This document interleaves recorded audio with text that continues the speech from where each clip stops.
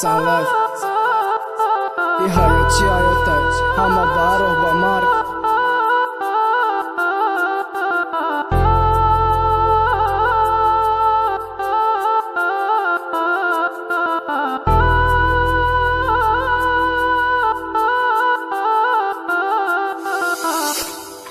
ثبتی آواز از دام پرودکشن. فکر مر طرف میره با یاد این اون با یاد گذشته چیزی بدک دا بینمون که خیال پرای دردی قجل کننده با خود نفس کشیم دیگه بود هر یک مینوت غنیمت بود دل پرای درد ما در غمش با او ترک دا دیدم رزان بود که ای ما او قرکت گریه های پنهانی عشق غم درد همش تا پشتم بار انتظار روزی مرگ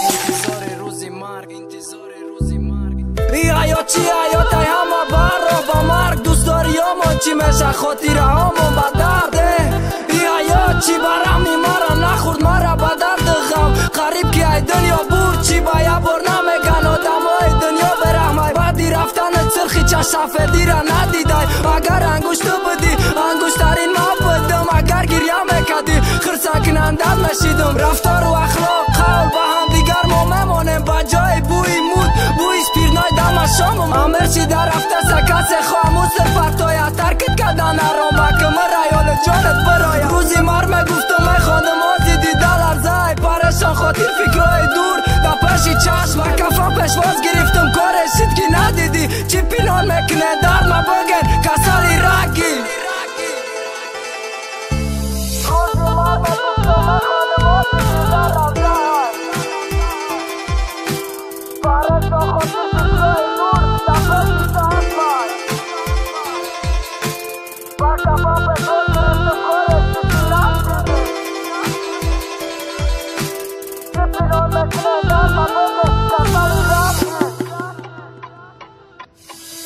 رفته با اینکه میدونسته تو رو دوست داشتم و روحش که میان حسه که رو تو بود و هست شاید از اولش هم من بودم که نباید میذاشتم رو تو دست رو همه خوبیام بسته چطور چشاتو از هیچی نگو فقط ببر صداتو ببین چه دبرسم ببین چه بحسم دیگه نه به تو به خودم نمیرسم مسم به یا دیگه گذشت از درد و دل من و تو هر دو ما شدیم دیگه هر دو ول یک شب با این